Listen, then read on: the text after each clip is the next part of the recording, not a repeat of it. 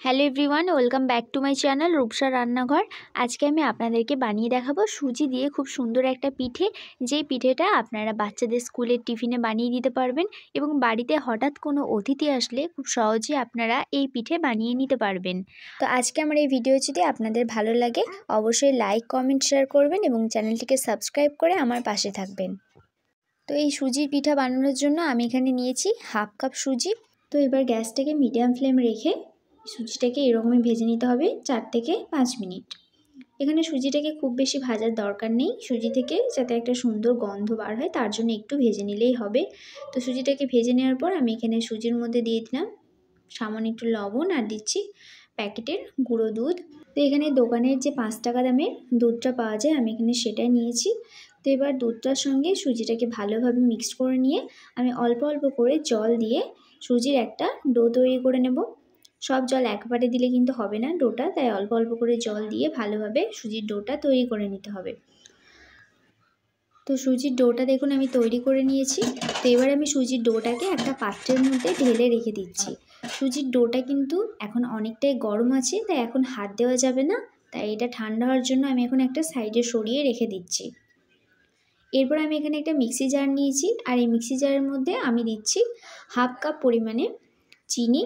আমি যেহেতু এখানে হাফ কাপ সুজি ব্যবহার করেছি তাই এখানে আমি হাফ কাপ পরিমাণে চিনি দিয়েছি। তো এবার আমি চিনিটাকে গুঁড়ো করে নেব। তো দেখুন আমি চিনিটাকে গুঁড়ো করে নিয়েছি। তো এখন আমি চিনিটাকে এই সুজির মধ্যে দিয়ে দিচ্ছি। এতক্ষণে কিন্তু সুজির ডোটাও ঠান্ডা হয়ে গেছে। তো এবার এই ডাস্ট করা চিনিটাকে সুজির সঙ্গে খুব ভালো করে মেখে নিতে হবে।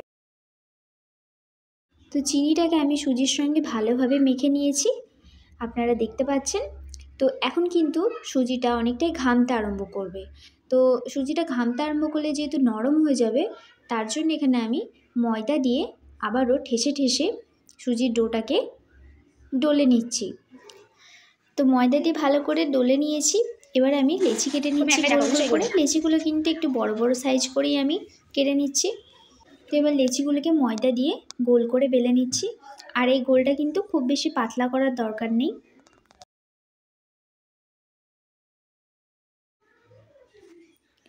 তো আমি সুজির ডোটাকে ভালো করে বেলে নিয়েছি দেখুন। তো এবার আমি একটা ছোট্ট গ্লাসের সাহায্যে এরকম সুজিগুলোকে গোল গোল করে কেটে নিচ্ছি। আপনাদের কাছে যদি কোনো বোতলের মুখি থাকে তো আপনারা সে মুখিটাকে দিয়েও গোলগুলো করে নিতে পারেন। মানে আপনাদের কাছে গোল করার মতো কোনো জিনিস থাকলে সেটা দিয়ে আপনারা গোল করে নেবেন। তো আমি গ্লাসের সাহায্যে গোল করে নিচ্ছি। তো সমস্ত পিঠে এরকম আমি গ্লাসের সাহায্যে কেটে নিয়ে যে বাকি অংশগুলো পড়ে থাকবে সেগুলোকেও কিন্তু গোল করে আবারও একই পদ্ধতিতে পিঠেগুলো তৈরি করে নেব। তো দেখুন সমস্ত পিঠেগুলোকে আমি এরকম গোল গোল করে কেটে নিয়েছি এবং মাত্র হাফ কাপ সুজি দিয়ে কতগুলো পিঠে এখানে তৈরি করেছি। তো এবার আর কি পিঠেগুলোকে তেলে ভেজে নেওয়ার পালা। তো পিঠেগুলোকে ভেজে নেওয়ার জন্য আমি কড়ার মধ্যে দিয়ে দিয়েছি সাদা তেল। আপনারা চাইলে ভাজার কাজটা কিন্তু সর্ষের তেলও করতে পারেন। তেলটা কিন্তু খুব ভালো করে গরম হয়ে গেলে তারপরে আস্তে আস্তে পিঠেগুলো তেলের মধ্যে দিয়ে দিতে হবে। তো পিঠেগুলো যতক্ষণ না ফুলে উঠবে ততক্ষণ কিন্তু নাড়াচাড়া করবেন না। দেখুন আমার পিঠেগুলো কিন্তু ফুলে উঠেছে। তো এবার একটু আমি পিঠেগুলোকে সরিয়ে সরিয়ে দিচ্ছি যাতে সমস্ত পিঠেগুলো ফুলতে পারে। তো এবার পিঠেগুলো একটা দিক হয়ে গেলে খুব ভালো করে অন্য একটা দিক উল্টে দিতে হবে। আর এই ভাজার কাজটা কিন্তু গ্যাসটাকে হাই ফ্লেমে রেখেই করবেন, কারণ হাই ফ্লেমে না রেখে করলে পিঠেগুলো কিন্তু ফুলে উঠবে না এবং মুচমুচে যে ভাবটা সেটাও হবে না। তাই এটাকে সবসময় হাই ফ্লেমে রেখেই ভাজবেন। আর ভাজতে ভাজতে কিন্তু একদমই লো ফ্লেমে করে দেবেন না। তো এবার পিঠেগুলো ভাজা হয়ে গেছে দেখুন লাল লাল করে। তো এবার আমি তুলে নিচ্ছি একটা পাত্রের মধ্যে।